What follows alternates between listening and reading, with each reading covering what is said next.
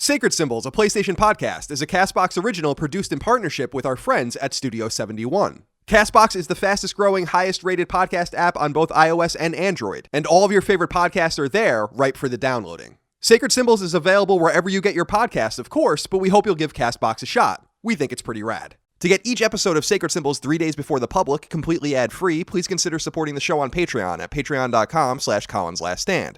Perks for support include not only getting the show early and ad-free, but you can also gain access to monthly exclusive podcasts, and supporting on Patreon is the only way to get your listener mail read on the air, and much more. Plus, supporting Sacred Symbols on Patreon also nets you perks for other Collins Last Stand shows automatically, including the nostalgia and retro podcast Knockback, the YouTube series dedicated to gaming called SideQuest, and the eclectic interview podcast Fireside Chats. Thank you for your generosity, kindness, and support. Without you, Sacred Symbols and all things Collins Last Stand would not exist. But enough of that. On to the show.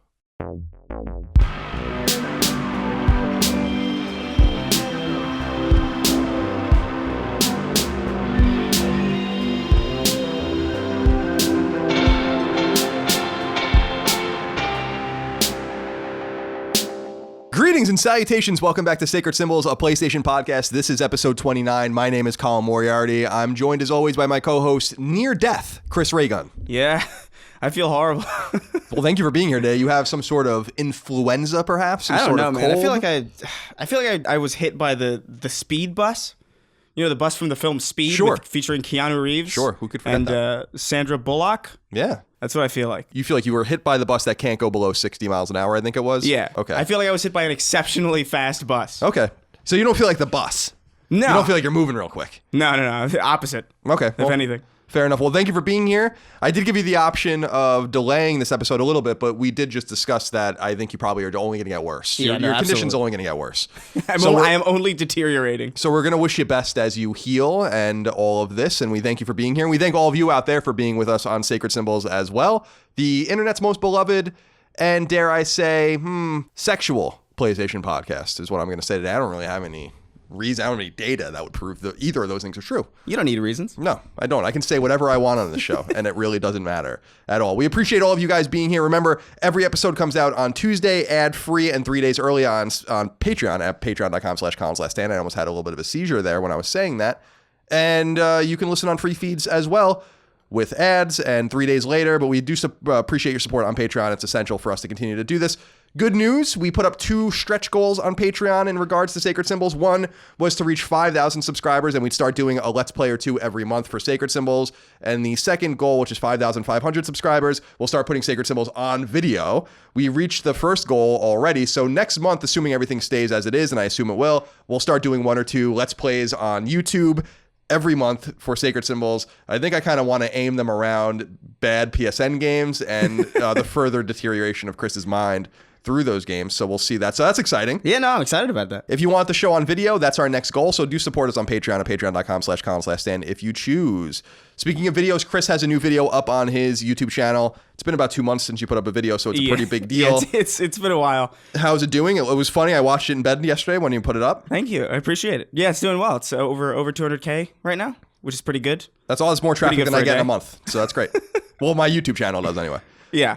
That's awesome. Good for you. I'm super happy with it. It took a long time, and I'm proud and happy that it's finally done, so I can stop looking at it. Usually, I'll watch it again after it's out just to make sure everything's fine.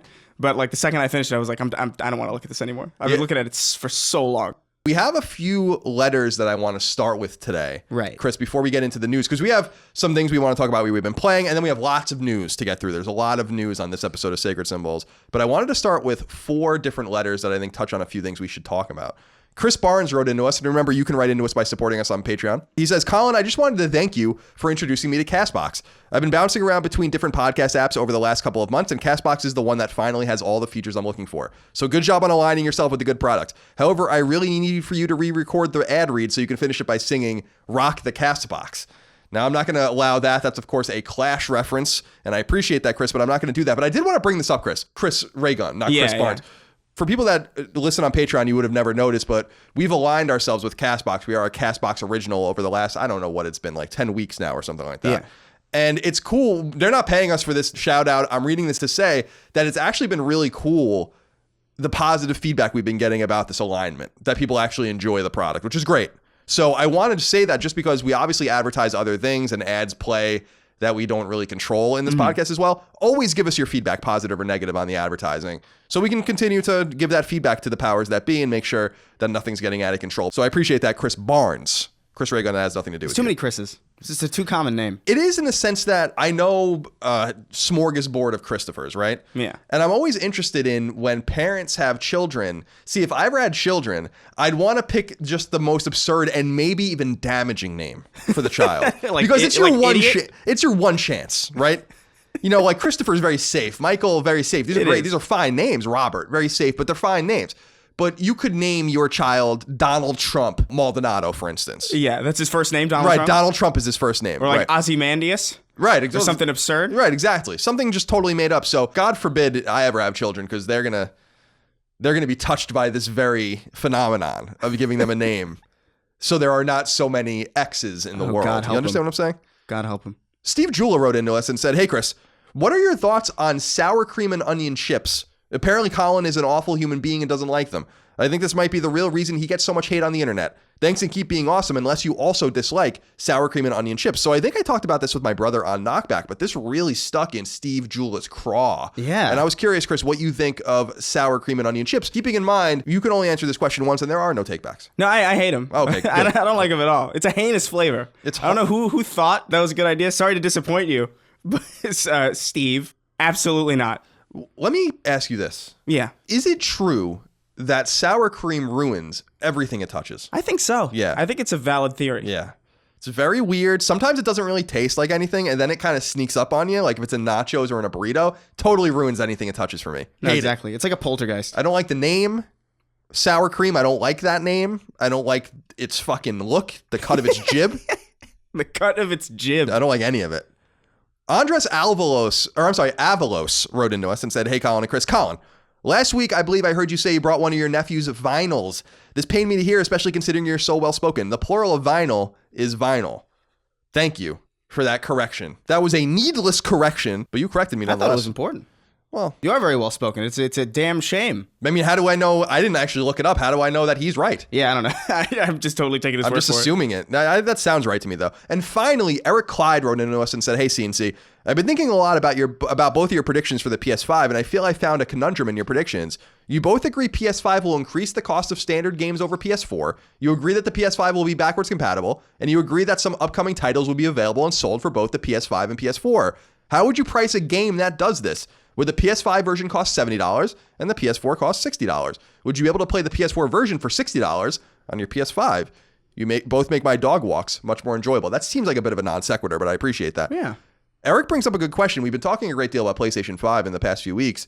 How do we overcome this conundrum of pricing? I think it's probably a bit of a kink in the transitionary phase that they're probably going to have to figure out at some point, because it used to be that like when a game would come out on both generations, there would be one game that was completely different from another one. Like Spider-Man 3 was the same game, but on PS2 and PS3 there were like different studios developing them, and they were actually vastly different when you actually played them. So I'm really not sure what they could probably do. I think maybe I'd imagine that the price increase is not going to start off immediately when the generation begins. I'd imagine it's probably going to happen at some point a little bit into the future of the life cycle, maybe like a year in when PS4 is less of a focus. That way it's probably not that big of a deal when the price goes up, but it's a good point. It is a perfectly good point. That's why I wanted to read Eric Clyde's point. It's a great point.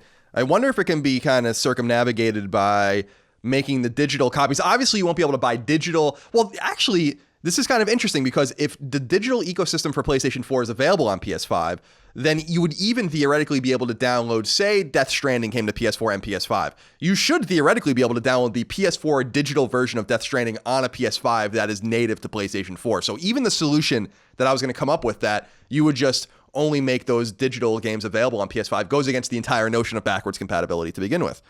This is a conundrum. Yeah. Thank you, Eric. You've broken my brain. Now that we're through that, Chris, I wanted to get into what we're playing.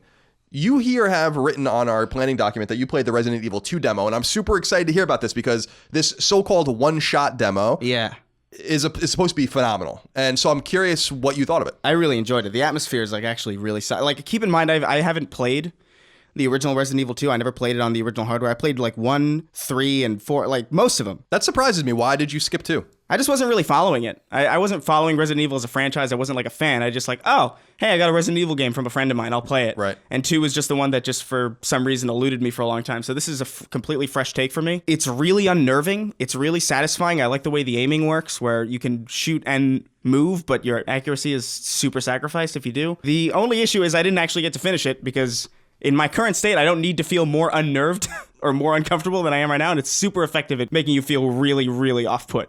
There's this great GIF out there of a zombie getting shot and him splitting basically in half. Oh yeah, like a tree. The gore is not held back at all. It feels very much like they're not pulling punches with it, which is super satisfying to see. There's this one scene where you're like pulling like a zombie up and its jaw's like falling off. It's super gruesome, and I'm excited to get my hands on the actual full SKU. Well, me too. We should be getting it within the next week, but as of the time we're recording this, I'm looking back at my list, it comes out in like 10 days. So we should be getting it pretty soon. Maybe not quite 10 days, 11 days, 12 days. But yeah, we should be getting it soon. I'm super excited to play it. I didn't play the demo specifically because I'm just going to let it be fresh. I haven't played Resident Evil 2 in a long time. It's probably been 2 decades since I played Resident Evil 2. So the remake is very exciting. I'm excited to play it. Chris, you and I have both gotten codes for, and I played extensively, Onimusha Warlords.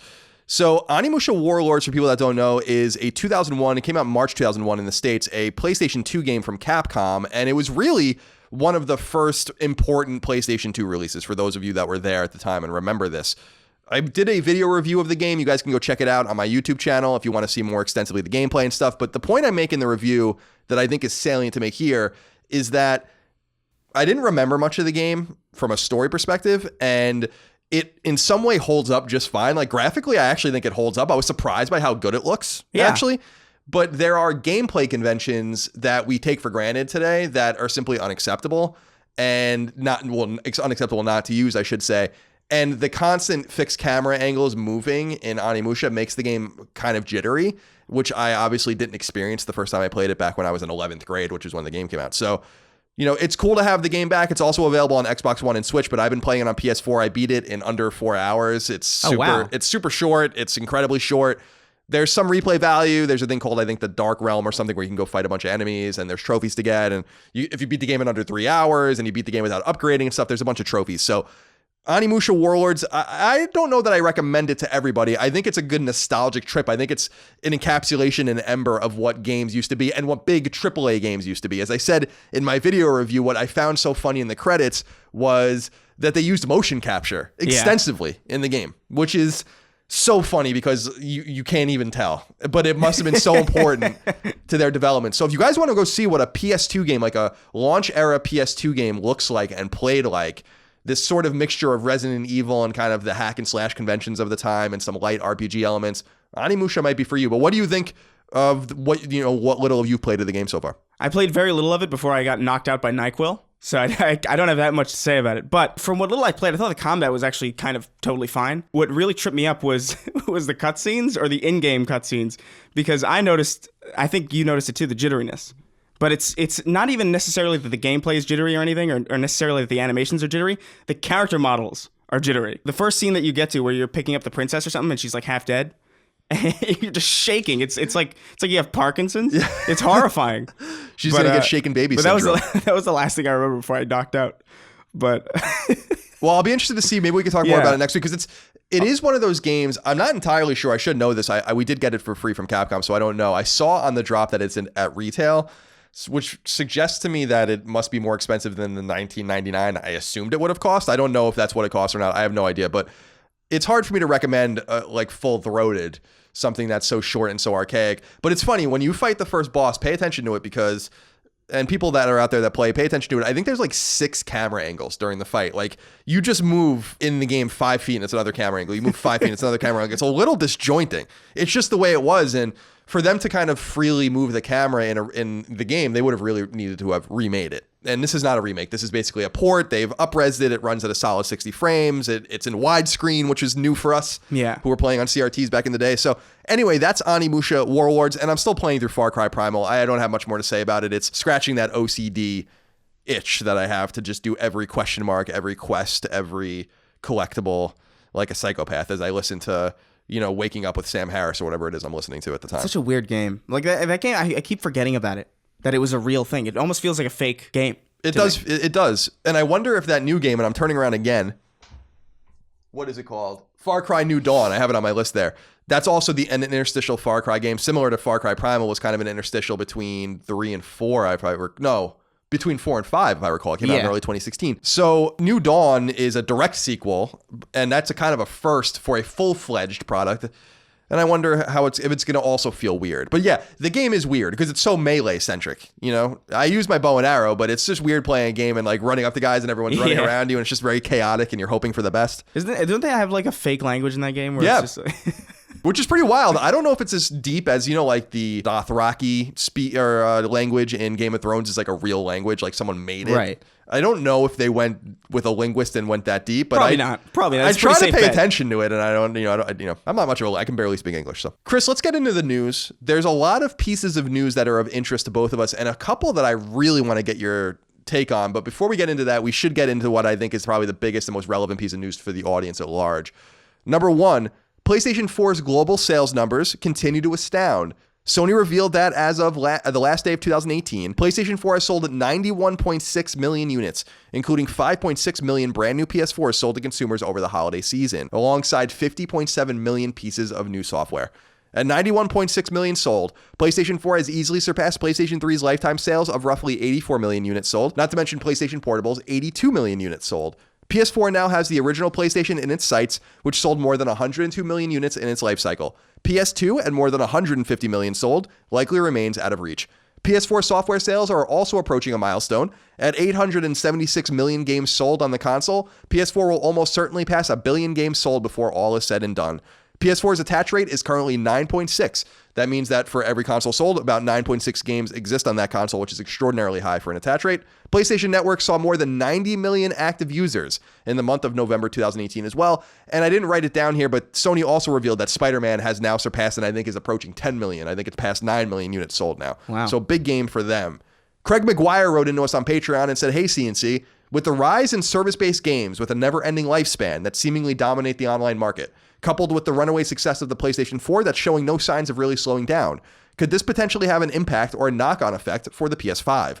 With the rumors of Microsoft having 2 SKUs for their next Xbox and at 2 price points along with the X playing future games, would Sony potentially make the Pro forwards compatible at, say, a mass market price point of around $200 be a far more risk-free strategy than simply pressing the reset button to 0 like generations past?" With these sales numbers, Chris, what do you make of PlayStation 4 either standing pat or trying to make some sort of makeshift solution that will allow them to push PS5 out further so as to not stymie PS4 sales? It's a good question, honestly. I think it's probably likely maybe the Pro will probably act as the base PS4 going forward, and it's probably going to act as some kind of transitionary device, especially because the Xbox One X seems to be doing pretty well, and it seems to be having a pretty positive user experience with it. This is the first that we've seen a console generation like this, so I really predicting is kind of difficult. It's super weird. It is, because it's getting modular almost. Yeah. Which is something that it's very PC-like. Yeah, exactly. Which is something that we predicted, would happen years ago to consoles and still hasn't happened. Again, we've had modular consoles per se. The Genesis was an incredibly modular console, for instance. N64 was in its own way a modular console. Yeah. And even PS2 with the modem and stuff like that. But we've never gotten something that really, like, as if different power structures exist that play the same games. And it is interesting to think about a segueing PlayStation 4 ecosystem that basically abandons the PlayStation 4 Slim model and instead kind of goes for a more pro-like experience to kind of make up time. I think Sony would be wise to give themselves some distance from any new Xbox and to let PlayStation 4 breathe. But I also know that once the new Xbox is announced and comes out, the tides are going to change very quickly. Yeah. And so they should be ready. I still think, fall 2020 for the release of the new console is I don't know, I would say almost inevitable. Yeah. No, I would agree. Number 2, in a surprise move, publisher Activision and developer Bungie have parted ways amicably, with Activision releasing Bungie from its original 4-game agreement and letting Bungie walk away with the rights to the coveted Destiny IP. Activision and Bungie originally signed a contract in the spring of 2010 for 4 Destiny games and 4 major Destiny expansion packs. Bungie roughly delivered on half the deal. From its founding in 1991 until present, with the exception of the period spanning from 2000 to 2007, Bungie operated as an independent developer. It was in Xbox's first-party family for the other 7 or so years. Responsible for the Halo franchise's first 4 games, Bungie released MMO FPS Destiny in 2014, with Destiny 2 following in 2017. In the summer of 2018, Chinese tech company NetEase injected $100 million of new capital into the dev, buying a minority stake in the company as a result and making them less reliant on Activision in the process. According to many industry sources, and as reported on by Kotaku and others, Activision and Bungie haven't seen eye to eye since the beginning of their relationship, with both sides finding it difficult to balance the commercial realities of creating a game the size and scope of Destiny with the need for time to actually create the game properly. Both sides publicly put a good face on the split, but it remains to be seen what's in store for Destiny or Bungie beyond Destiny 2. This move was apparently very well received behind closed doors when it comes to Bungie, however. Kotaku reports that there was literal cheering and champagne drinking at Bungie HQ following the announcement. So we have some questions here, but let's just get into it before we even do it. How does this strike you? Because obviously you texted me about this, and I was doing some research and reading pretty extensively about it. I'm super interested in this from both the Activision and the Bungie perspective, and I'm curious how this strikes you as a longtime Halo fan and a longtime Bungie fan, first and foremost. Yeah, no, I'm super happy for them. I'm excited about it because I've been a fan of Bungie for a while now, like since the Marathon games, since before I even knew what a developer was, and their culture as a studio is something that I've always really jived with. It didn't seem like a coincidence to me that the second that studio started to fall apart was the second they joined Activision. Marty O'Donnell got the boot. Lead writer Joseph Stanton left a year before launch. It didn't seem like a coincidence that all of these major players would have suddenly all of a sudden had a problem if it was a Bungie problem. That seems unlikely to me. So the fact that that's a thing that's happening is super, super exciting. Anybody that I know who's in the Destiny community is super ecstatic about it. I'm curious as to their ability to deliver as a self-publisher. I'm sure they're probably going to stumble with that because I don't think they've ever had to deal with self-publishing on this scale before. But I think ultimately in the long run, I think this is a positive thing. I'm interested in how positive it is for Bungie because the point I made online, which was not very well received, but it was a point I made nonetheless, is that Activision counts money better than anyone counts money. And they looked at this relationship. Now, they were never apparently going to own the Destiny IP. Apparently, that was always going to go with Bungie. So that's not a huge revelation. So it's very similar to Microsoft publishing Sunset Overdrive for Xbox One, but Insomniac owns Sunset Overdrive as an IP. They just don't own that particular game, I don't think. So for me, I look at it and I'm like, all right, I have no doubt that Bungie fans and Destiny fans are stoked that they don't have to deal with Activision and kind of the money-hungry nature of Activision.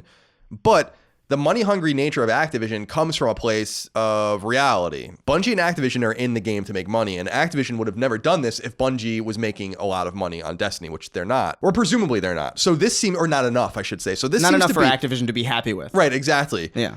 This tension between them, I've heard behind the scenes for a long time, and it's being talked about more openly now. This tension apparently is very real and has been going on with them for a long time. And you also have to remember that everything that Bungie delivered was late based on the original timeline of what they called Destiny, and I think they called Comet being the run of DLC packs. Yeah, everything was delayed by a year. Yeah, I think everything was off by a year. So from the very beginning, Activision was dumping more money into this than I think they intended.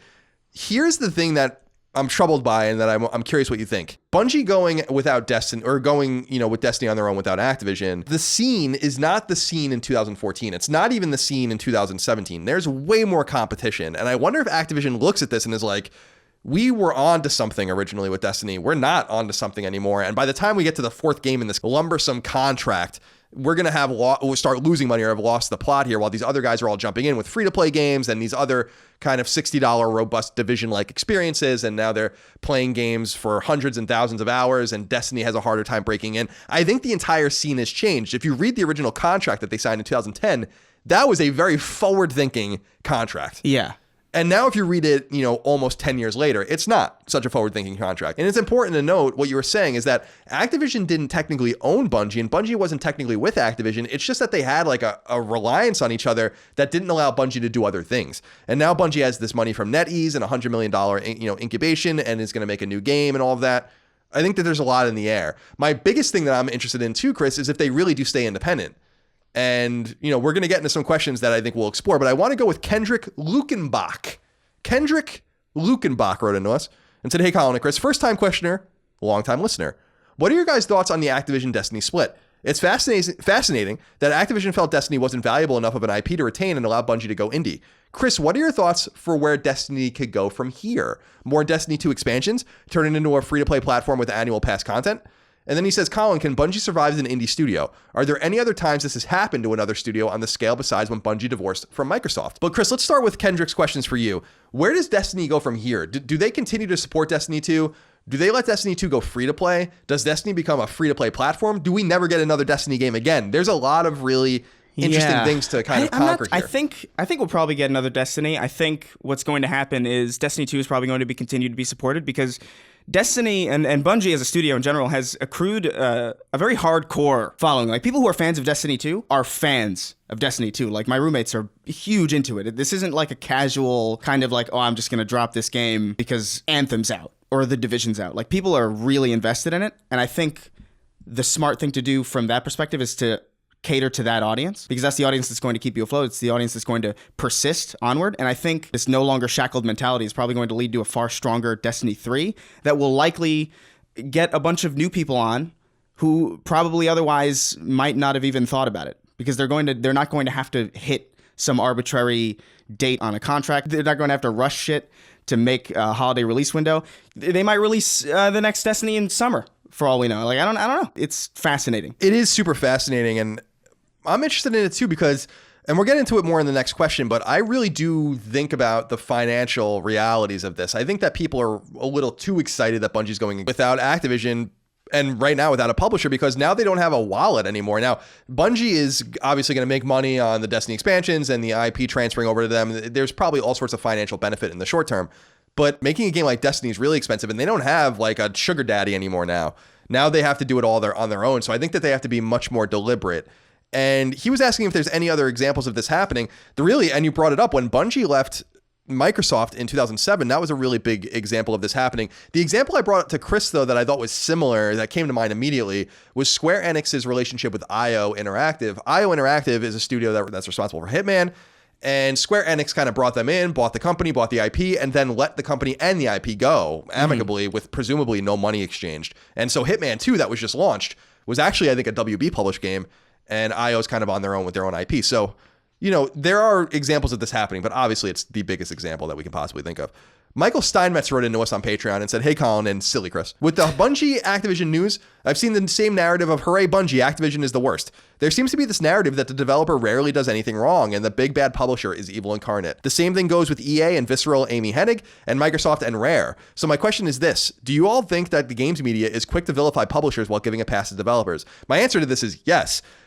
Activision is not a stupid company. Now, you can think about what Activision is, what they mean, how they make their money.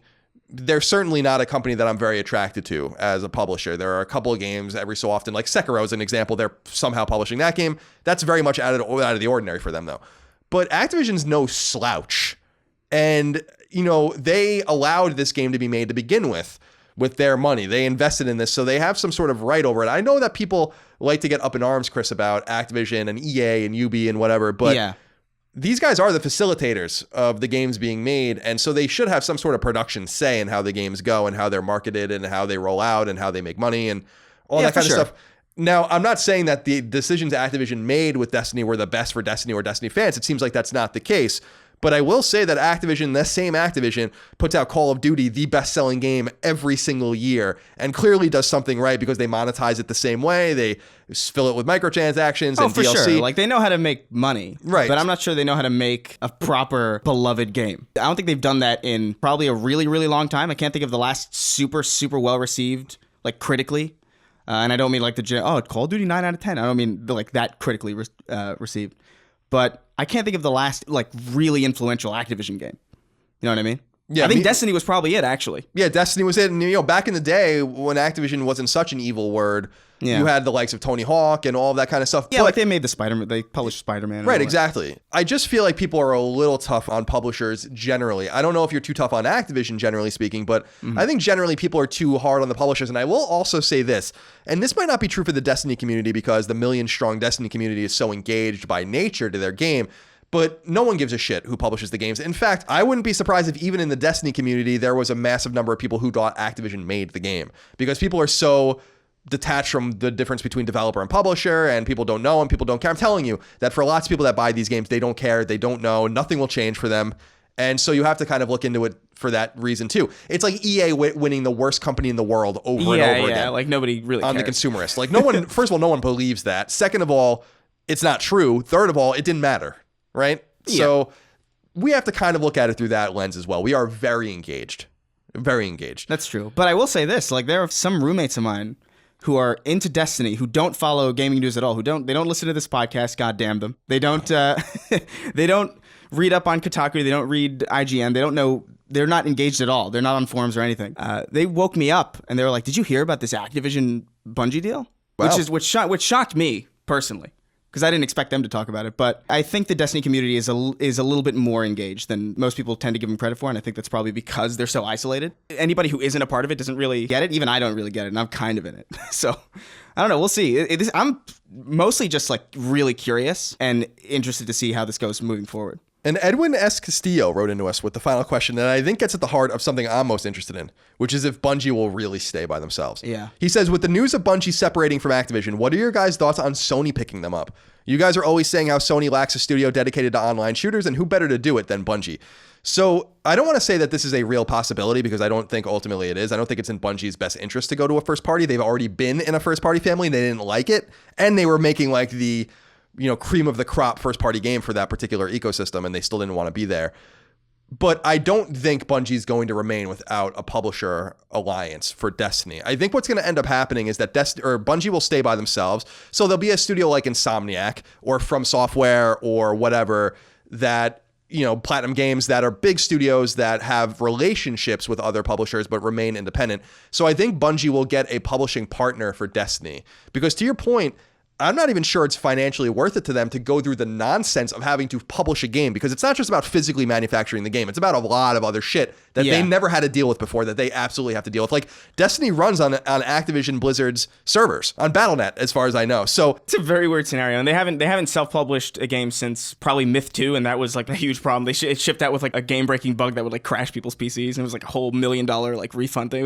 And that was back in the day when it was objectively way easier. Right, exactly. Exactly. So yeah, I'd imagine they'll probably stumble a bit, and I'd imagine they're probably going to have some kind of lenient partnership with some other publisher down the line. This is all so weird, especially because it's on Battle.net. I totally forgot about that. I was reading a little something. I think they might ultimately migrate over, but they're staying there for now. Some people were talking about a first party buying Bungie or buying Destiny, but allowing it to do the Minecraft thing where it's on everything.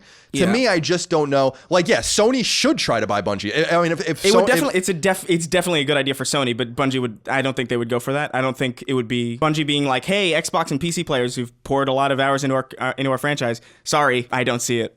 I don't see it happening at all. If anything, Chris, I think this is a way for other publishers that, Activision's the biggest of the biggest along with EA, but it would be a way, if anything, for another publisher, not necessarily a huge publisher like EA, but maybe a Square Enix or a Ubi, to get involved and say, like, not only can we stick it to Activision here, but we can also use this and just be like, here's the money, here's what you need, just do what you want. We'll recover the gains on the back end and we'll get some good PR off this and people will like us and stuff like that. I think there's an opportunity there.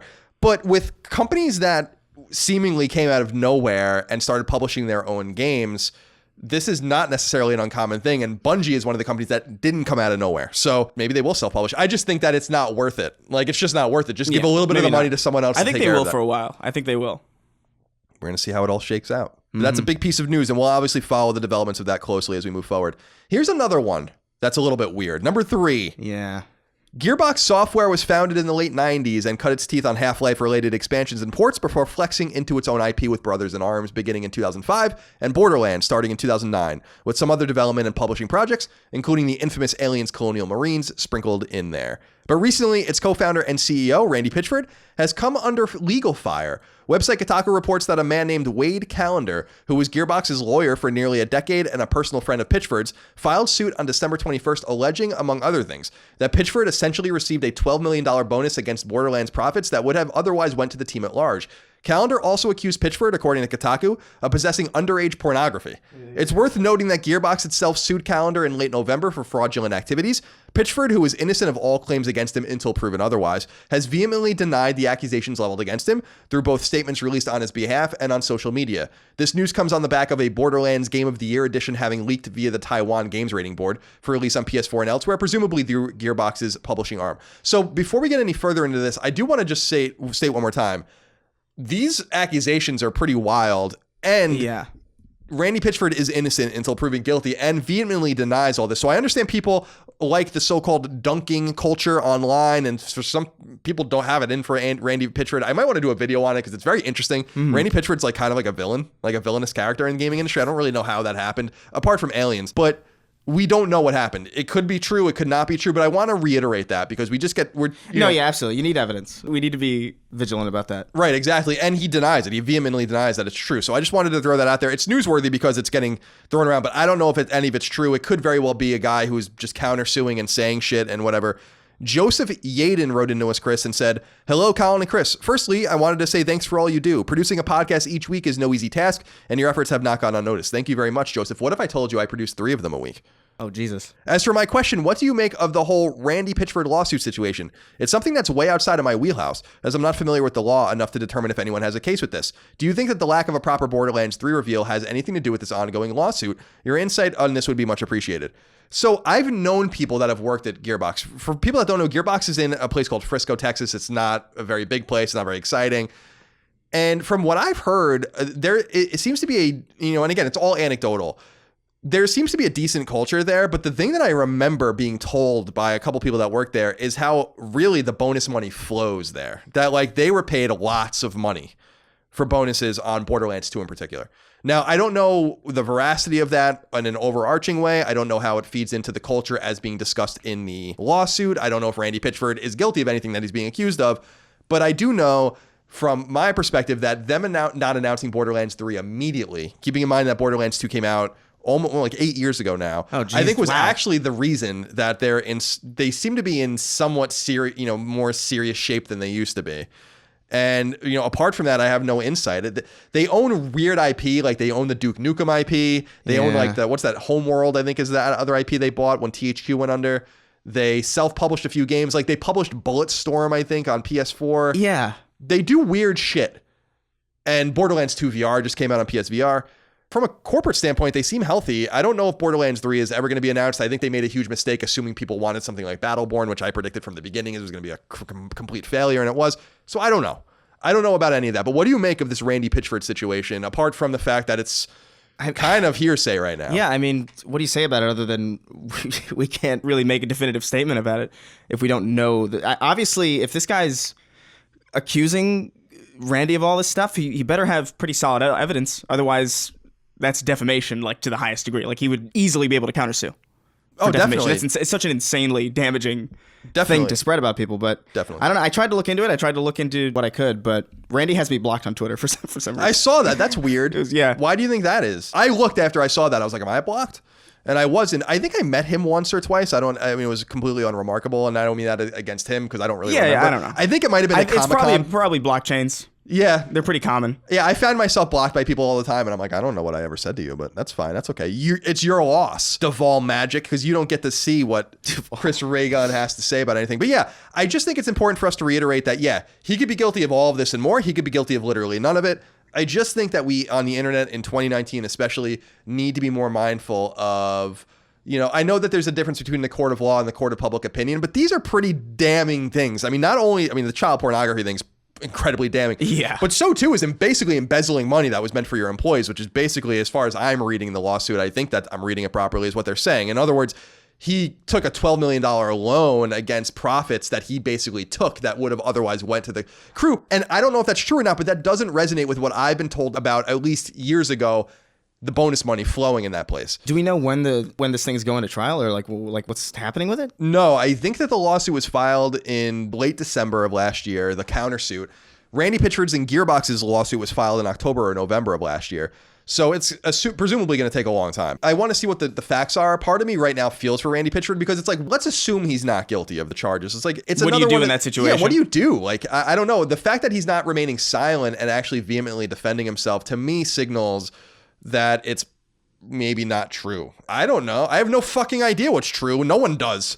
And yet you come down on one side or the other, and I just think it's inappropriate. So I just wanted to throw that out there. It's newsworthy. We'll keep an eye on it, but I felt like I was originally going to ignore that story, but I felt like we should probably throw it out there anyway. It's a big one. Under the caveat that we just don't know and that Randy Pitchford is absolutely innocent until proven guilty. Number 4, Sony has revealed the most popular games on the PlayStation Store for the month of December 2018.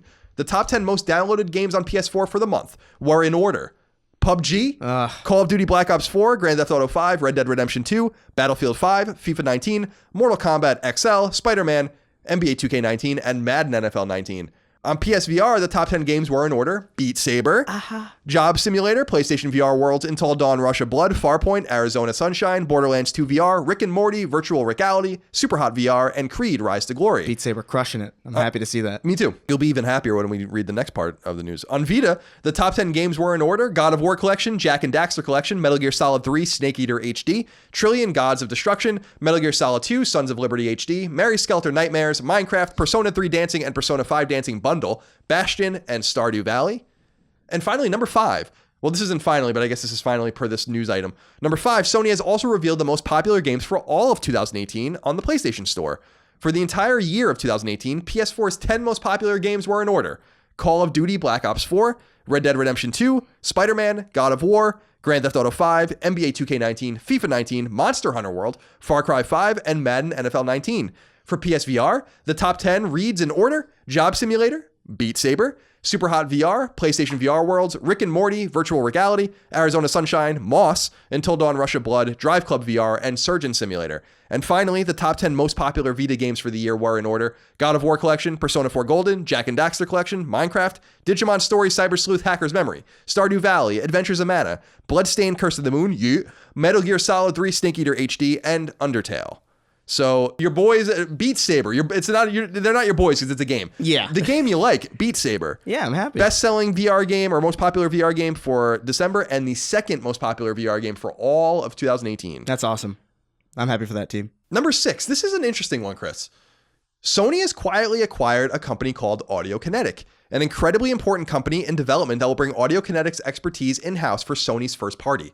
If you've ever seen the name WWise before a game or in a game's credits, which you definitely have many times, then you'll know what Audiokinetic is best known for. According to a press release from Sony, more than 500 games per year use WWise-related tools, and Sony has no intention of keeping the technology proprietary, instead allowing its use by all interested developers even after the acquisition. The move nonetheless strengthens Sony's standing in the quiet but essential world of what's called middleware, various programs and tools beyond mere engines and code that allow games to actually be created. So you guys have definitely seen this logo. You know the logo I'm talking about. I think so. It'll be in the splash screen at the beginning of a game or in the splash screen in the credits, and it's W, capital W, and then Wise next to it, WISE. And they're basically audio tools. And good on Sony for buying it. I think it's smart. Good on Sony for allowing everyone to use it, including Nintendo and Microsoft. Yeah. And I wonder... well, it would look really bad if they didn't. They were like, you can't use this anymore. It would. It's weird how things are changing, though, right? I've said it about Minecraft, which is a little different, but when Microsoft bought Minecraft, I know you want to proliferate it everywhere, but it would have been a power move to say, like, this is not on PlayStation. And I know that it's like a bottom line thing, but I think it's a gambit, you know, to say like Minecraft is just an Xbox game now and on PC. You can't play it on PlayStation. Sorry. You know, I don't know what you want me to tell you about that. And with this, I think, yeah, the optics would have been worse because these are tools that developers use and rely on, including certainly hundreds of games in development right now that are using those tools. Yeah. But Sony obviously saw a play here, and I'm wondering what their play is, because it reminds me of when Sony bought Gaikai, which people might remember. They bought Gaikai, I think even before PlayStation 4 was announced, for $400 million, and Gaikai ended up being the technology behind PlayStation Now. So I wonder if this technology or this company has something that we'll find out was useful in another way down the line for Sony. Maybe. Number 7, THQ Nordic, which literally refuses to stop buying minor and defunct IP, oh my goodness, has acquired something new. The Austrian-based publisher announced that the Outcast IP is now under their control. Outcast is an adventure game that originally came to PC way back in 1999. Its remake, known as Second Contact, came to PS4 and elsewhere in late 2017. THQ Nordic's plans for the IP remain to be seen.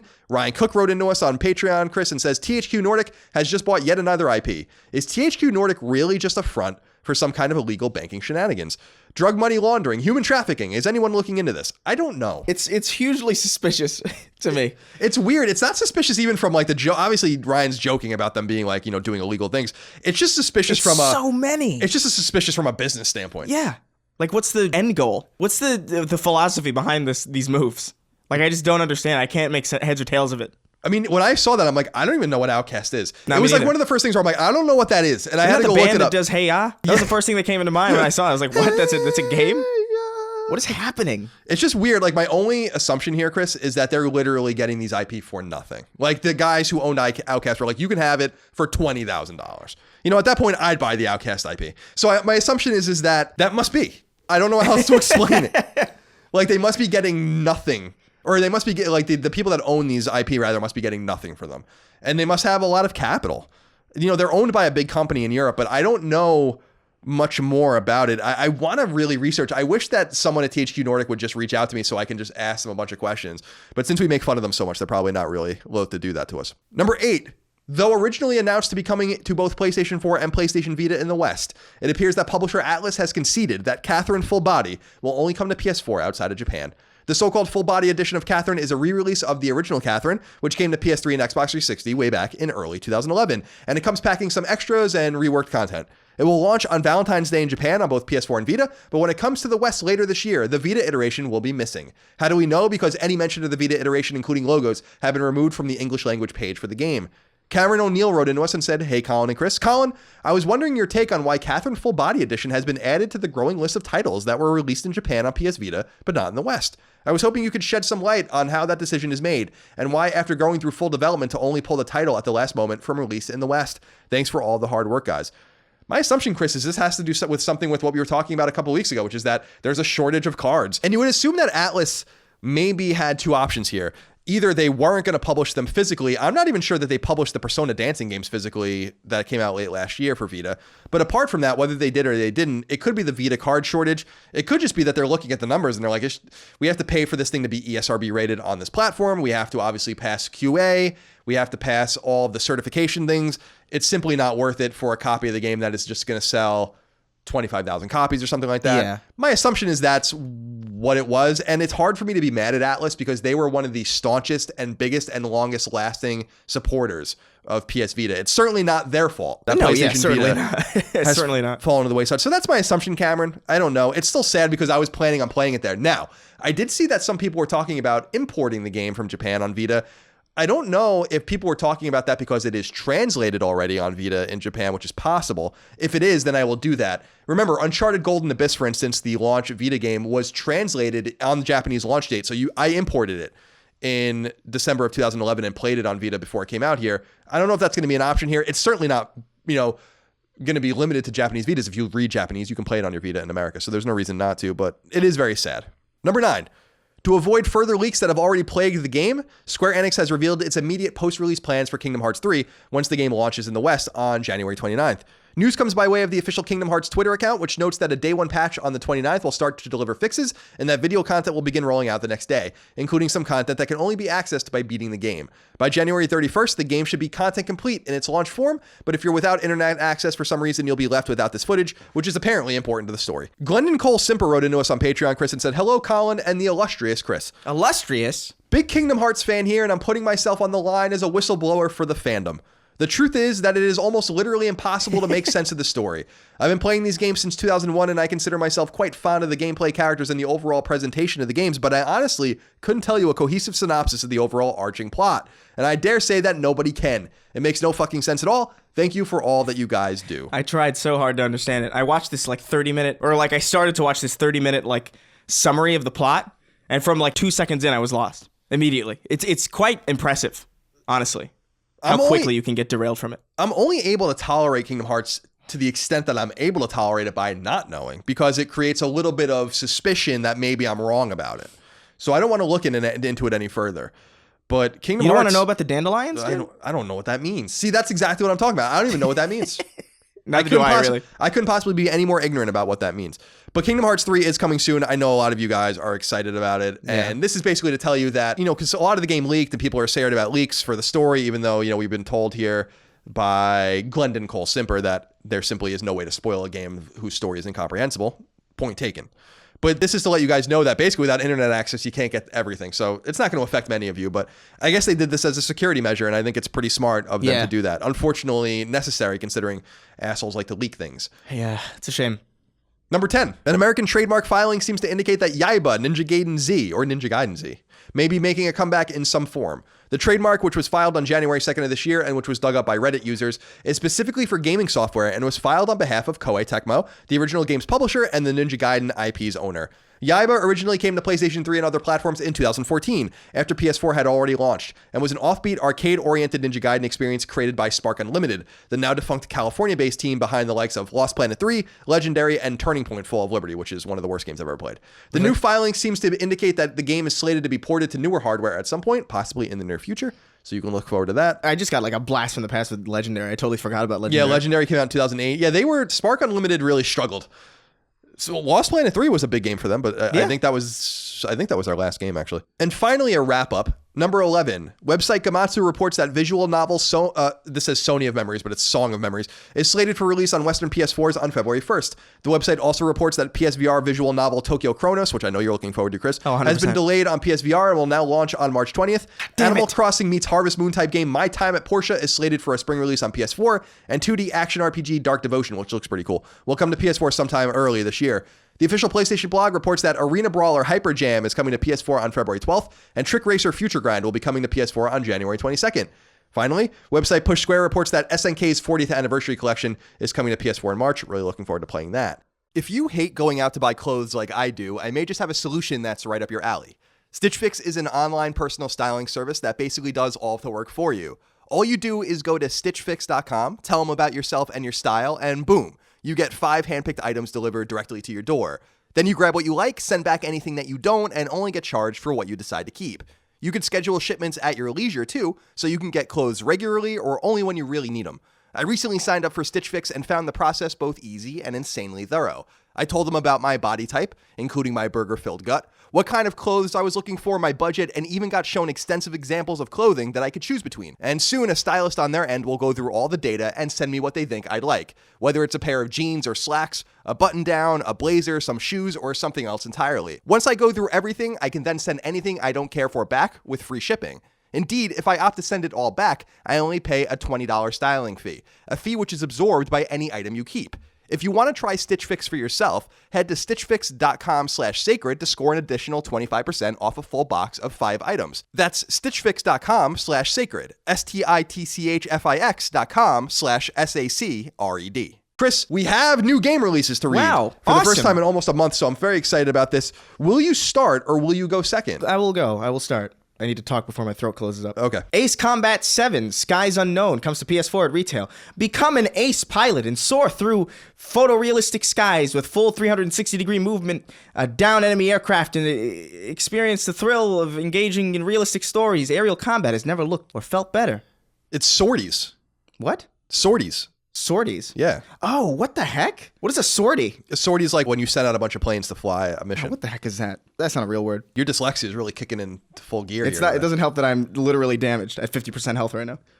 Ace Combat 7 is a game that a lot of people are really excited about. I'm certainly not going to play it, but I know that a lot of people are looking forward to it, so... I remember playing Ace Combat back in the day. It's totally fine. Yeah, it's fun. Arcade, flight sim, not obviously mechanically sound, I assume, but yeah, out there for those of you who are looking forward to it. I know a lot of you are. As Divine Hearts 2 comes to PS4 and Vita, picking up 2 years after the events of the first adventure, one of Chris's favorite games, Zack and friends find themselves off on another quest, but this time to save the parallel world of Arkelio, which is on the verge of being frozen in ice. That sounds quite Nefarious. The Grand Tour game comes to PS4 at retail. Ever wish you could get behind the wheel with Clarkson, Hammond, and May from the Grand Tour? One moment you're watching the host attempt some questionable automotive antics. The next, you're at the wheel yourself. Same car, same location, same chance to make a massive mess of it. So this is based on the Grand Tour, which is the television show that is... What was that really popular show that this took over for? You know what I'm talking about? Why can't I think of it? I've never heard of it. It was like a this. really popular British television show. Top Gear? Top Gear. Yes, that's exactly really? it. That was just a guess. That's exactly it. So these guys, or I think Clarkson anyway, was from Top Gear, and then they had a bunch of problems with, with whoever, BBC or whoever it was. So then Amazon started a show with them called The Grand Tour. And so this is a game based on it. I don't know if it's going to be any good. It's at retail. Who knows? I'm jealous you get to read this one. Holy Potatoes, We're in Space. Now, note that Holy Potatoes has an exclamation point after it, and We're in Space has a question mark and an exclamation point after it.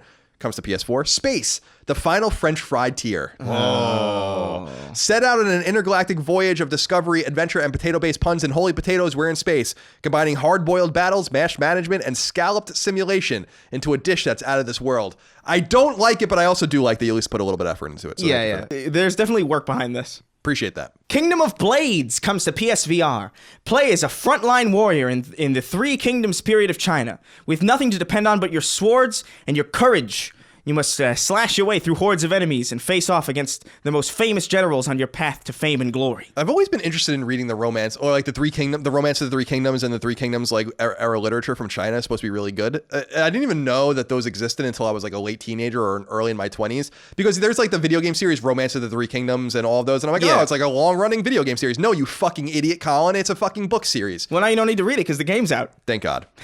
Animusha Warlords comes to PS4 at retail. Capcom's riveting samurai adventure returns. This version includes the original game's intense swordplay and dramatic revenge story, plus improved controls, widescreen display, a new soundtrack, and more. Experience this enhanced version of the best-selling action-adventure classic.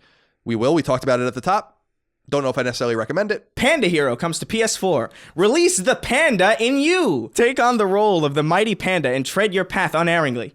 Skillfully dodge your attackers and sweep aside any creature standing in your way, -attack.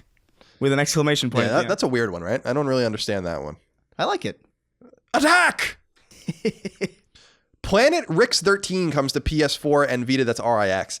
Planet Rix 13 is a classic 2D adventure with pixel art graphics. You are the pilot of a spacecraft that is exploring worlds potentially suitable for life. After losing control of your ship and making an emergency landing, it quickly becomes clear that you are not the first person on this planet. Smoke and Sacrifice comes to PS4. Smoke and Sacrifice sees Sachi, a mother forced to give up her son, adventure into a grotesque underworld on a quest that will lead her to a darker truth. As she ventures into a hidden land, will Sachi ever discover the truth of what happened to her son?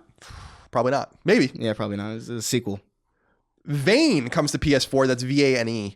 In a ruined desert, a strange golden dust transforms a free-spirited bird into a determined young child. Holy shit. Setting off a chain of events that will reshape the world itself. From the team at Friend and Foe Games, Vane is a stunning, emotional, and unnerving experience. Sounds unnerving. Yeah. The Walking Dead, the final season, episode 3, comes to PS4. After years on the road facing threats both living and dead, a secluded school might finally be Clementine and AJ's chance for a home. But protecting it will mean sacrifice. In this gripping emotional final season, your choices define your relationship, shape your world, and determine how Clementine's story ends. So pretty big deal. The third episode now coming from Skybound instead of Telltale. I think there's a 4-episode arc for this final season, so there should be one more after this, but it continues. So if you guys are looking forward to that, there you go. And finally, this one's been a long time coming. Y2K, a postmodern RPG, and that's Y and then 2 with like the Roman numerals and K. I thought it was Yeek. Yeek! A postmodern RPG. Y2K, a postmodern RPG, comes to PS4. In this surreal Japanese-style RPG set in the 90s, prepare to experience a conspiracy like no other. After witnessing a woman vanish from an elevator, college graduate Alex embarks on an adventure to rescue her, which spirals into an epic quest with stakes higher than he could have ever imagined. I'm looking forward to playing that. I think I'm going to play that in the coming weeks. If you were in an elevator and you were standing next to a woman, she said, "Hey, that's a nice shirt," and you said, "Oh, thank you," and then she vanished, would you go about going on some adventure trying to save that person? I would probably struggle if I should tell the cops because... Yeah. At that point, I'm like, am I insane? Did I disappear her myself? Was that an aneurysm? Now, if you're in close proximity to a person in an elevator and she disappears or he disappears on the elevator and you were on that elevator, all signs are going to point to you. So I think my biggest conundrum would be, should I tell it? Will they believe my story? Yeah. Will they believe that this person vanished? No. Not likely. No. They're going to think I buried this person somewhere in the woods. So I think I would just maybe go on the adventure because that's my only choice. Because otherwise I remain quiet. and then someone looks at the camera or they figure it out, something happened, and like, and then it becomes way worse. So I think my only choice, the Hobson's choice, I think I would go on the adventure personally, Chris. That's fair. Now, Chris, I wanted to wrap up today's episode with 8 additional questions, I should say, from the audience. And they're of various subject matter. And remember, you can support us on Patreon at patreon.com/Colin's Last Stand to submit your questions, comments, concerns, thoughts, and ideas, just like these 8 people did, in addition to all the people whose questions, comments, concerns, thoughts, and ideas we already read. Adam Laws wrote into us with the first question. He says, "Hey, Colin and Chris, are there any studios or developers that you are hoping to announce a new game this year? I personally am hoping for a new game from Gen Design. I loved Eco when I was a kid and thought Shadow of the Colossus was okay and couldn't get past the first area in The Last Guardian. I just really disliked it. But I really love the art style and the ideas that Ueda and his team come up with. I would love to hear your thoughts and keep up the amazing work." Well, I don't think you're going to get a Gen Design game per se, because I don't really think that studio exists anymore, but you're going to certainly get another Ueda game. Maybe. I mean, who knows? Yeah, probably. But yeah, I mean, I totally understand your excitement for that. I mean, for a lot of people, Shadow of the Colossus in particular is considered the best game of all time. I certainly don't agree with that, but I know that a lot of people really, really love it. Are there any studios that have been quiet, Chris, that you would be interested to hear more from this year? Honestly, I've got so much in my back catalog that even thinking about this question like physically hurt me. No, I understand that completely. I think my answer would have been Obsidian had they not come out with that trailer for the Outer Worlds. Right. But aside from that, I've got enough. I got enough on my plate. Yeah, me too. We said about that, we talked about this jokingly, but I did mean it in that if we went a year without any new games, I'd be perfectly fine with that. Just somehow, cosmically, someone's like, no games in 2019.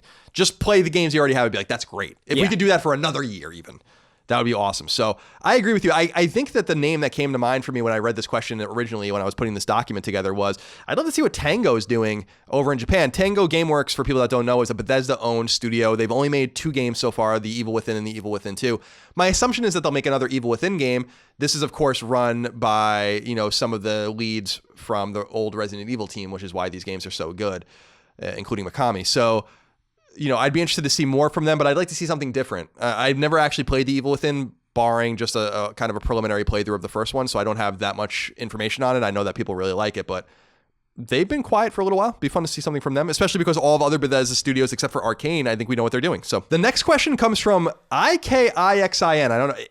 Ikixin? It's not a real word, whatever it is. Yeah. One of the biggest concerns in gaming is that when online services like PSN eventually cease to exist, people who buy physical copies of games for this generation will be shit out of luck if they want to play DLC or download patches that greatly improve the experience of a game. Even if you currently have an HDD with those things downloaded, that drive will eventually fail, and then you'll be stuck with incomplete copies of games. Your thoughts on this? This is a great point, Chris, and I don't know how I feel about it, because it's true, but I really do hammer this point home over and over again. Are you really, and I want you to really honestly answer, not just you, but everyone out there, are you really, in 2040, gonna plug your PlayStation 4 in and then take a disc of Bloodborne and put it in the console? Are you really gonna do that? Like, is that something that's really going to happen? Or is it more likely that you will have some sort of cloud-based computing console or system in 2040 where this will all be available to you and you won't have to worry about it? That's why I'm not too concerned about this personally. Yeah, no, I would agree. I think, I go back, I flew home and flew my PS1 back specifically so I could play some old games. And I've been doing that, but I've been doing that specifically because I have no other option. And I can't download them on PS4. The PlayStation Classic was a huge misstep. So that was literally the only option. But I doubt that in 40 years, your only option to play Bloodborne will be on a disc.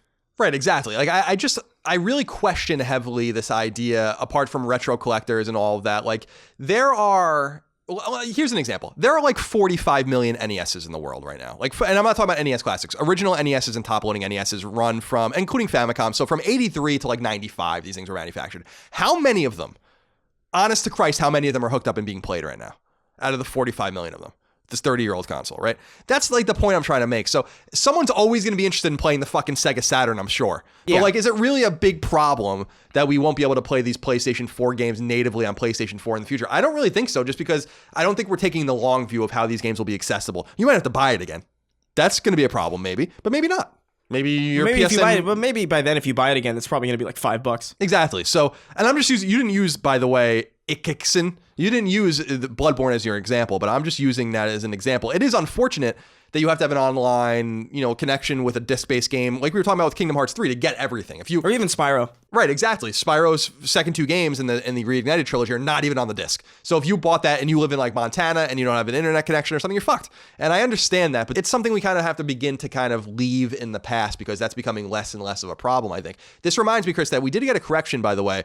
We were talking about PlayStation Classic and how your idea and my idea that it would have been cool to have this thing that connected to the PlayStation Network. You can download PS1 games. People did write in and say that PlayStation TV, which was the Vita that you could connect to your TV, technically did allow you to do this.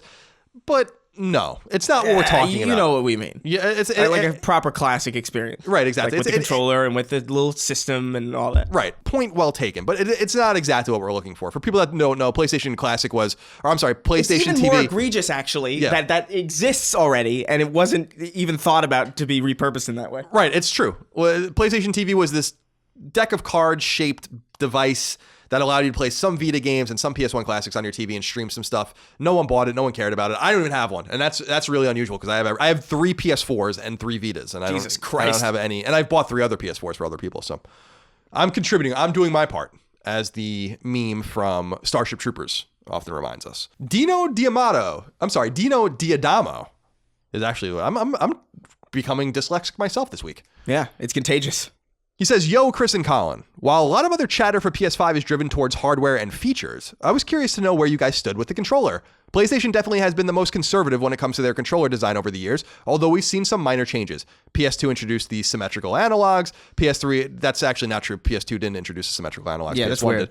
PS2 introduced, other things though. PS3 introduced a gimmicky 6-axis feature and wireless, and PS4 was the biggest change in ergonomic design as it's wider, seemingly to account for the touchpad. The touchpad is another failed gimmick in my opinion, as developers haven't made much use of it like the 6-axis before it. I'm curious to know what you guys think of these gimmicks, and if PlayStation should even bother with it for PlayStation 5, or maybe they should bring back those sweet PS3 boomerang controllers. So Chris, you and I have talked about the PlayStation controllers, and this idea that, the touchpad is kind of a non-starter, but it can't go anywhere now because of its backwards compatibility with PS4, assuming PS4 5 is backwards compatible, which it will be. But what do you want to see them do with the controller itself? Like, should they keep the same form factor? Should they try something radically new? I kind of like their conservative viewpoint and their outlook on it because it brings continuity between the consoles on a visual and feel aesthetic, which doesn't exist on any other console, which I think is kind of cool. I was kind of disappointed with the PS3 controller when it first came out because I was like, oh, this is, especially because it was so light and frail and weak. But I think that me, I'm not light. I don't necessarily care about gimmicks. I think they should attempt one just because it's always fun for the conversation. Looking back, especially like we look back on the touchpad now, and it's not even really used as a touchpad anymore. It's more like it's just a big button, really, for most games. Yeah, so it's the select button, basically. I wonder if you could find a way to maybe get rid of it because like there's no real modern releases that use it in any way. I guess like you could use it to type. It's definitely one of those things. We've talked about this in the past where it reminds me of the Vita touchpad, the back touchpad. I think the touchscreen's fine on Vita, which some people didn't. I thought that was weird. But the back touch, where it's like this thing just has to be on this now forever. Yeah. Even though no one uses it. It is used for remote play on PS4 because it acts as the L2 and R2 buttons on your PS4 controller. But people have to understand that the PS3 controller was the way it was. The original 6-axis light controller was because everyone hated the boomerang controller and they were out of time. They had no time to make something. It is literally a facsimile of the PS2 controller. So I understand that, with more time and maybe without that false start, we would have gotten something different and maybe offset. And I don't know what the case is, but I do like that when you place the PS1 and the PS1 DualShock and then PS2 and PS3, 6-axis and DualShock 3 and then DualShock 4, there's like a continuity between them. It's kind of cool. And, if there was going to be a console, I think that really changed the game in a form factor sort of way. Obviously the controller is bulkier and wider, but with even offset analog sticks, they would have done it already. I think that we're going to get something that looks very familiar on PlayStation 5, and I'm totally fine with that, personally. Yeah, I think so. I think that I would agree. The construction of the controller is good. Do you remember when PlayStation 4 first came out in that first year or so, where some people's analog sticks were unraveling? Do you remember that? I do. That never happened to me. I don't know why that was happening. It didn't happen to me either. I think it's the way some people play. But I'm not excusing the controller shouldn't do that. But it obviously passed some sort of testing based on some way people don't play versus the way they do play. Because I remember seeing controllers like just unraveled on the analog sticks. Yeah, I remember that. Which was weird. You don't see that anymore. That happened a lot with GameCube.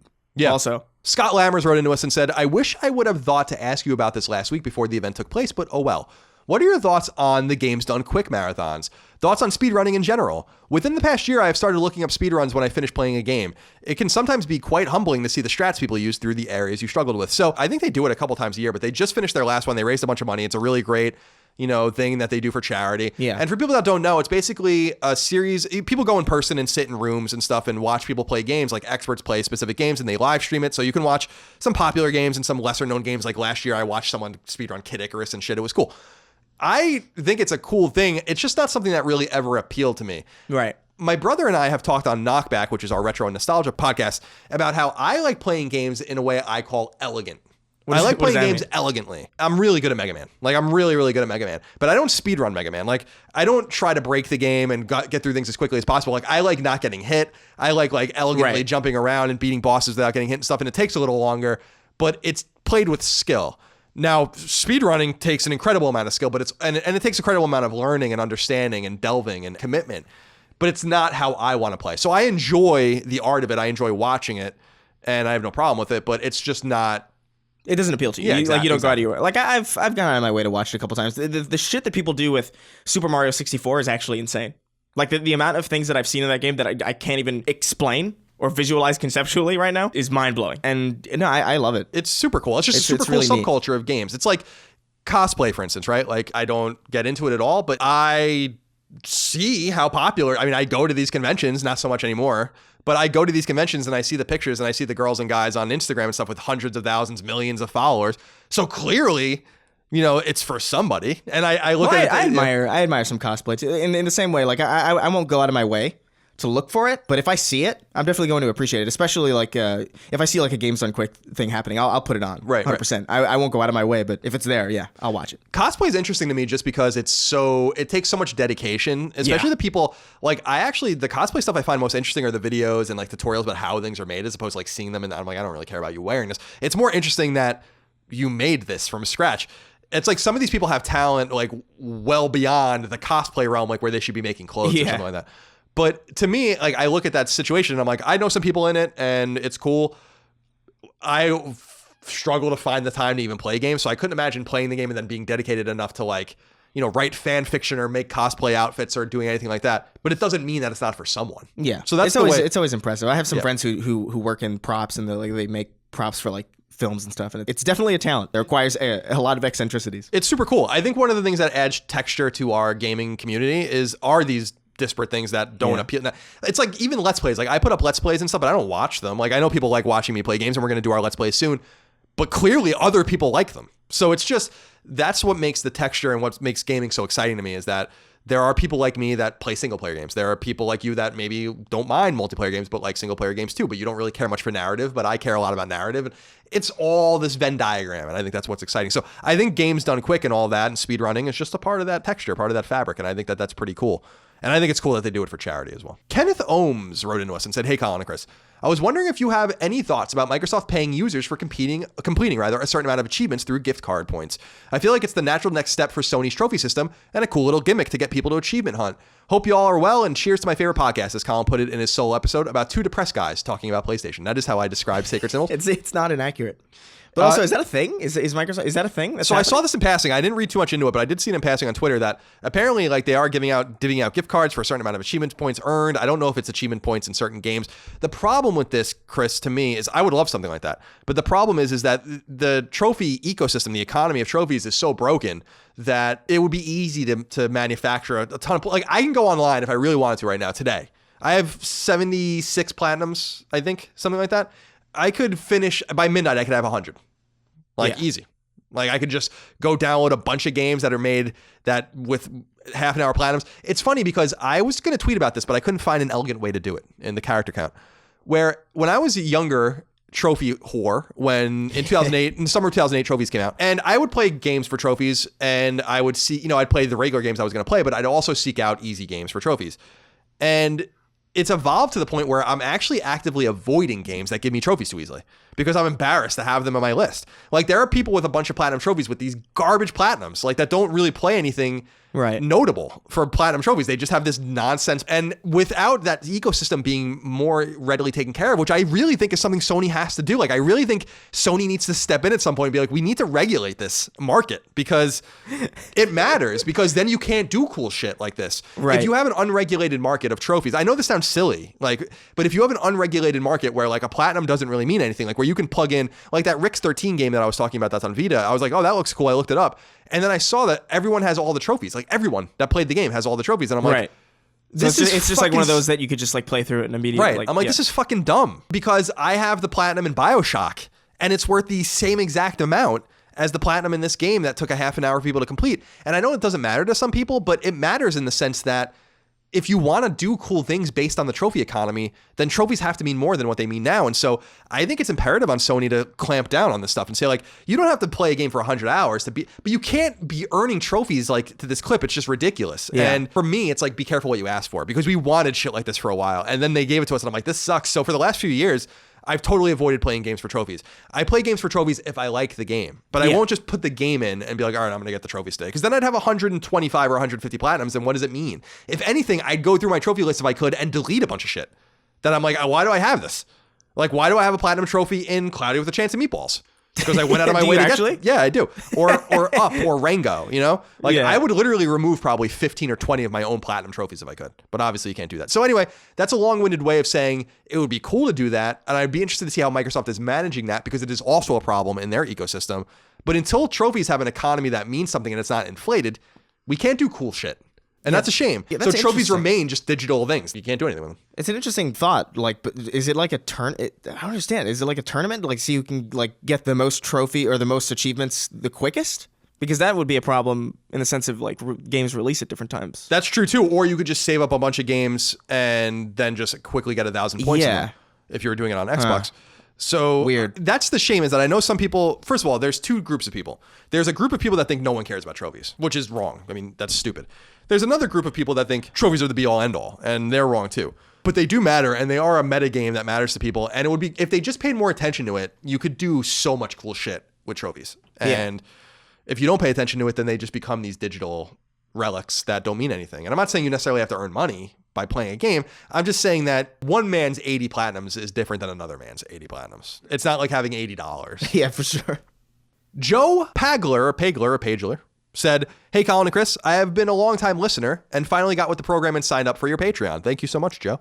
I have a quick question for you. I have owned a Vita since its release and it's still going strong. However, I will be traveling to Japan next month and am debating on buying a backup Vita while in Tokyo. Is there any reason not to buy the Vita while in Japan? Regional lock, power cord extension, etc. I tried looking this up but couldn't find a clear-cut answer. Thank you for all you do. Well, that's definitely your wheelhouse. Yeah, so no, PlayStation Vita is not region locked. And I had a Japanese Vita. So you can play because it gives you language options and stuff when you turn it on. They're the same no matter where you buy it, as far as I know. You might want to, again, look this up, but it seems like you can't find the answer. As far as I know, you can play your Japanese Vita with American games or Western games. Now, the one thing you did leave out that is useful information to me, Joe, is that we don't know where you're from. The reason I say that is because you can go to Japan from America and plug in your phone or your Vita and it's going to charge right, but you can't go from Japan to Europe and do that. And so if you're European, you're going to need to buy an extension or some sort of converter, but I think that they all deal with it the same way. So you have to look into that. But PlayStation Vita fundamentally is not region locked. Jason Price wrote into us and said, hey lads, this is my first week as a patron and it's been great. Thank you so much, Jason. Sony put out a coming attractions video for 2019 that included The Last of Us 2 and Death Stranding. Does this change your mind at all on these titles releasing this year, or is it just Sony's marketing machine at work? So I saw this and I guess it kind of puts these games, The Last of Us has always been in play. I guess it kind of puts Death Stranding into play. I don't believe it. Yeah, I don't either. Yeah. I don't know that. I just don't know that it could possibly even be ready this year. Just based on Kojima's trajectory and what it is to make a game and a new IP and putting a team together, I just don't see how the timeline fits. It just doesn't make any sense. So they're putting it in there to keep you maybe wondering and guessing, and maybe they have some sort of far-flung intention of releasing it this fall or something, but I don't think so. Yeah, maybe they'll do like a Ground Zeroes type deal. Maybe they'll have like some crazy demo. Did you like that? No. Because I thought that was definitely a Konami thing where it was like, we got to make money this year. That was definitely a Konami decision. That annoyed the shit out of me. Yeah, it's pretty obvious what it was. For people that don't know, Ground Zeroes was a game that came out, I think, in 2014. That was kind of the prequel to Phantom Pain, Metal Gear Solid 5. It was just a short experience, and it was so weird. You know, It really was just a weird move. That it was a demo. It was a demo that you paid for, really. Yeah, it would have been cool if they were like, pre-order Metal Gear Solid 5 and get the demo for free. But you went and had to buy it. I think it was even. I think it might have even been like $39.99 or something. It was. So that was weird. I don't know. So yeah, I'm starting to question The Last of Us 2 coming out this year based on mocap stuff and the way Neil Druckmann has been talking about the game and the fact that Naughty Dog is going to take all the time they need anyway. So let me put it this way. I don't think Death Stranding's coming out this year. Like, I don't think that's going to happen. It's a coin flip for me now on if The Last of Us is going to come out this year, just based on what you're seeing. I mean, if they're going to wrap the game up, if the game is going to be wrapped up in time for a summer release, for instance, would they really be mocapping still? I don't think so. I mean, you would have to be pretty content complete even at this point and start really stitching the game together in a final way and start actually entering, you know, your alphas and beta phases as a content complete game. So The Last of Us, a complete coin flip for me. I'm actually starting to edge towards it not coming out this year, and I don't think that Death Stranding is going to come out this year.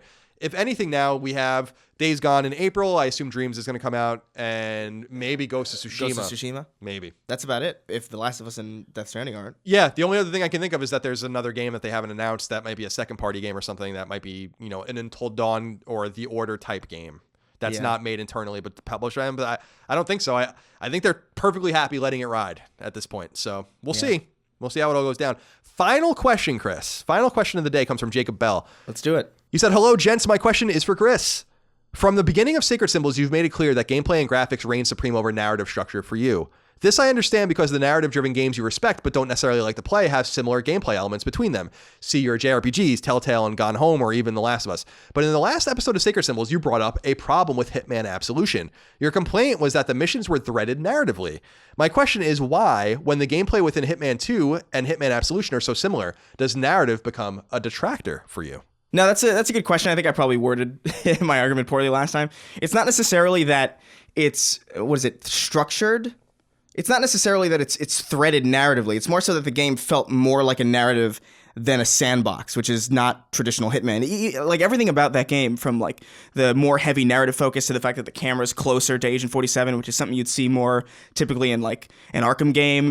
Everything about the design felt like this is an action game, this is a linear game. Levels feel more like levels than they do sandboxes. So it's not necessarily that they're threaded narratively. I've got no problem with that. The problem comes when you've got a franchise that is specifically known for being very experimental with its levels and having arenas that are all entirely based around manipulating AI to do certain things and having a lot of choices or having a lot of ways to go about one specific task. And Absolution just didn't really feel like it lived up to that at all. And I feel like every game after it has been significantly better. It's not the narrative that's the problem. It's the fact that it came at the expense of the freeform sandbox that the franchise was typically known for. Yeah, I think I understood what you meant at the time even, which was that you're really contrasting linearity to sandbox gameplay or open world non-linearity. Yeah, it's not necessarily a narrative thing. And I totally understand that, because Hitman not necessarily being super narrative driven, but you still don't want a linear structure, which would add to the narrative inherently. So I understand completely what you mean by that. Yeah. And I appreciate the question, Jacob, as we clarified Chris's thoughts. That's all I have for this episode 29 of Sacred Symbols. Well, look at that. I somehow made it. You are. I feel like an idiot because I didn't say much, because my throat's exploding. You're not in great shape today. We're going to let you go home, go sleep it off, and we'll be right back. Hopefully I'll be better. If you're dead, we'll have to replace you, but I don't know. That's all right. I don't know. There's plenty of Chris's. There are a lot of Chris. We'll just keep it. Yeah, we've already covered that we'll find another Chris. Yeah. So there are other Colin Moriartys in the world. So I'm sure we can find another. Are there Chris. really? Yeah. So I'm sure we can find another Chris Maldonado. Chris, I do appreciate you taking the time out of your day to come do the show, even though you're not feeling well. And we appreciate everyone out there being patient with Chris's illness as he dies. But we will hopefully resuscitate him in time with a Phoenix down, perhaps. Yeah. For the next episode. In the meantime, we appreciate all of you guys supporting us. Remember, if you listen on free feeds, leave us nice reviews and share us with your friends. It really does help us a lot. Obviously, subscribe on iTunes or Google Play, wherever you want to listen. If you do want to support us, get the show ad-free and 3 days before everyone else, go to patreon.com/ColinsLastStand and sign up. It means a lot. Those perks, including the ability to submit questions, exclusive podcasts, all the rest, do carry over to my other shows as well. So it's a lot of bang for your buck. A lot of people do say that Collins Last Stand's Patreon gives you the best bang for your buck. And damn it, if I don't agree with that assessment. I can't argue. Why bother? Don't argue with it. Yeah, why bother? Don't resist it. I don't have the energy to argue. No, you don't have it. I'll accept whatever the fuck. I'm going to carry you like a baby downstairs and put you in the back of the Uber. Is that what you want me to do? No, it's raining. Well, I don't even want to go outside. Well, I want to call the Uber and have it pick me up in the lobby. Oh, okay. Fair enough. Well, yeah. Yeah, I think they have a little note field now or something like that where you can correspond with the rider. Can you drive through the glass, please? Yeah, just sidle up if you can. Right along the glass in front, and we'll get it. Sidle. That's a good word. It is. It's a nice word. Word of the day. Word of the day is sidle. Thank you guys so much for your love, your kindness, your support. We'll see you next time for Sacred Symbols, and that's it. Goodbye. Take care, guys. Sacred Symbols, a PlayStation podcast, is fan-supported over at patreon.com/ColinsLastStand. The following names are at the producer level or higher on Patreon, and I want to thank you from the very bottom of my heart for your incredible kindness and generosity.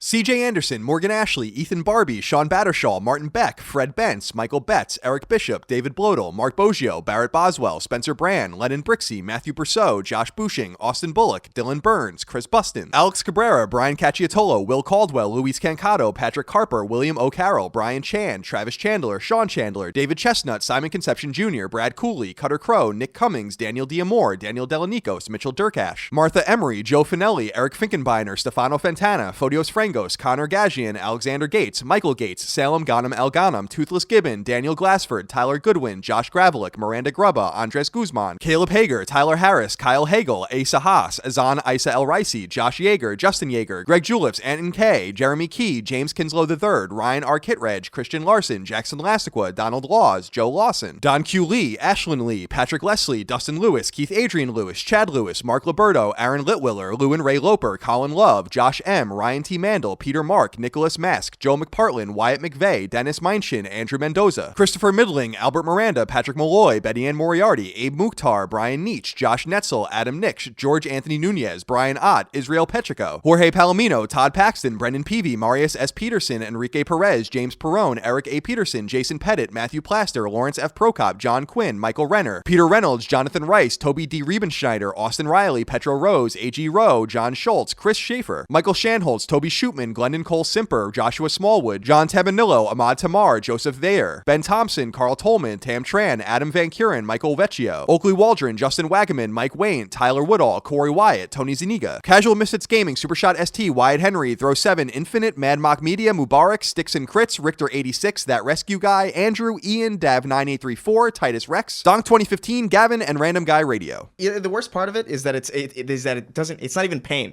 Like, I can handle physical pain. Like, you break my leg, I was like, ah, damn it, my leg's broken, ah, shit. But, like, it's just so discomforting in the most minute way. I'm just going to put this at the end of the episode out of context. It's going to be great. Good.